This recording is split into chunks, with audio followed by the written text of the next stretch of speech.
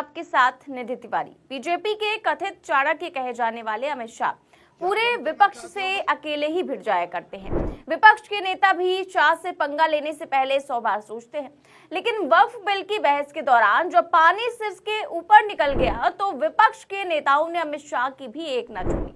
इतनी जबरदस्त बहस हुई कि पहले तो शाह खिसियाते रहे, लेकिन जब सदन में खड़े होकर एआईएमआईएम सांसद असदुद्दीन ओवैसी वक्फ बिल को उन्होंने फाड़ दिया तो बवाल खड़ा हो गया। आपको बता दें कि आधी रात 2 बजे तक चली बहस के बाद वक्फ बिल लोकसभा से तो पारित हो चुका है, लेकिन राज्यसभा में पेच फंस गया है।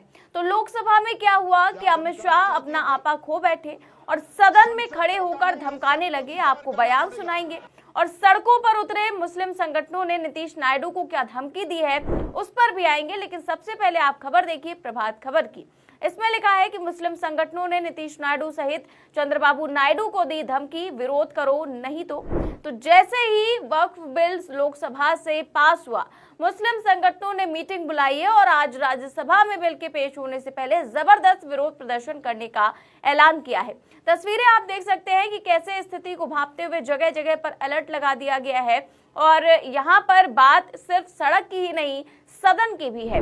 लोकसभा में भले ही वक्फ बिल बहुमत के साथ पारित हो गया हो, लेकिन इस बिल के पास होने के साथ ही नीतीश नायडू की राजनीति भी पूरी तरह से फेल होती हुई नजर आ रही है। जब से बिल का प्रस्ताव आया है तब से मुस्लिम संगठनों को अगर सबसे ज्यादा किसी से उम्मीद थी तो वो है नीतीश और नायडू, लेकिन अब इन दोनों का चेहरा बेनकाब हो चुका है। वक्फ बिल पर टोटल 520 वोट डाले गए, जिनमें से 288 पक्ष में और 232 वोट विपक्ष में पड़े। विपक्ष ये पहले से ही जानता था कि नंबर गेम में बीजेपी जीत जाएगी, लेकिन फिर भी इंडिया गठबंधन ने हार नहीं मानी। पहले तो अखिलेश यादव ने अमित शाह को मुंह पर बेइज्जत किया और फिर ओवैसी ने तो बिल को ही फाड़ कर फेंक दिया।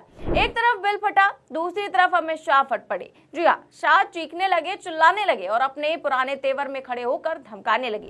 तो ऐसा क्या हुआ कि अमित शाह अपना आपा खो बैठे? आपको शाह का बयान सुनाएंगे, लेकिन पहले ओवैसी ने कैसे धज्जियां उड़ा दी हैं, बयान सुनिए। महात्मा गांधी ने कहा था कि ये मेरा कॉन्शियंस उसको मानता नहीं, मैं इस कानून को कबूल नहीं करता हूं। तो महात्मा गांधी ने क्या किया? उन्होंने उस कानून को फाड़ दिया। तो मैं गांधी की तरह इस कानून को फाड़ता हूं। ये अनकॉन्स्टिट्यूशनल है सर। इस देश में झगड़े पैदा करने का काम बीजेपी करना चाहती है मस्जिद और मंदिर के नाम पर, इसीलिए मैं इसका कंडेम करता हूं। वैसे तो गृह मंत्री अमित शाह ने खुद भाजपाई सांसदों को आदेश पारित किया था कि वक्फ बिल की चर्चा के समय भड़कना नहीं है। सख्त आदेश दिया गया कि ऐसा कुछ भी नहीं करना है जिससे सदन हंगामे की बलि चढ़ जाए, लेकिन जब ओवैसी ने बिल को फाड़ा तो शाह ने कैसे अपने आदेश की धज्जियां उड़ाई और आपा खो बैठे, सुनिए। और मान्यवर, यहाँ एक सदस्य ने कह दिया माइनॉरिटी इस कानून को स्वीकार नहीं करेगी। क्या धमकाना चाहते हो भाई? संसद का कानून है, सबको स्वीकार करना पड़ेगा। स्वीकार नहीं करेंगे मतलब क्या है? कैसे बोल सकते हैं कोई हम कानून को स्वीकार नहीं करेंगे?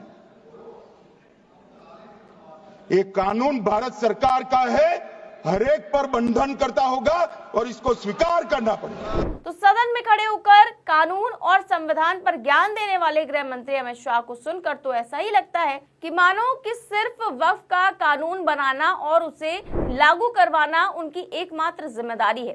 कितने खोखले और झूठे दावे हैं अमित शाह के, आप भी जानते हैं। जब इसी संसद के कानून और संविधान पर सुप्रीम कोर्ट की रोक के बावजूद बुलडोजर चलाया जाता है, मुसलमानों के घरों को उजाड़ा जाता है, तब संविधान की याद नहीं आती। लेकिन जब खुद पर बात आई तो सदन में खड़े होकर ज्ञान बांट रहे हैं, धमका रहे हैं कि कानून को तो स्वीकार करना ही होगा। खैर, जब नंबर गेम होता है तो स्वीकार हो चाहे ना हो, थोपने में ये सरकार कितना माहिर है ये तो तभी साफ हो गया था जब पहले किसानों की काली कानूनों को पूरे विपक्ष को सस्पेंड करके पारित करवाया गया। फिर जब फजीहत हुई और किसानों ने औकात याद दिलाई तो सदन से पारित कानून को भी वापस लेना पड़ गया। फिलहाल तब मोदी सरकार बहुमत में थी, लेकिन अब अल्पमत में बिल पास तो हो गया है, लेकिन मुसलमानों की धमकी के बाद कितना लागू होगा ये देखने वाली बात होगी, क्योंकि नायडू ने तो कह दिया है कि वक्फ बिल में जो मुसलमानों के लिए हितकारी होगा उसे लागू किया जाएगा और 2025 के पहले की वक्फ संपत्तियों पर यह कानून लागू नहीं होगा और हर कोई अपना पेच फंसा रहा है और इन सब के बीच आज बिल पर फिर बहस होगी। आपको बता दें कि लोकसभा से पारित हो चुका बिल अब राज्यसभा में पेश होगा। और राज्यसभा की अगर बात करें तो बीजेपी की हालत पहले से ही खराब है। ऐसा क्यों है, इसके लिए फटाफट से राज्यसभा के सदस्यों का गणित बता देते हैं। तो राज्यसभा में कुल सदस्य हैं 236, बहुमत है 119 का।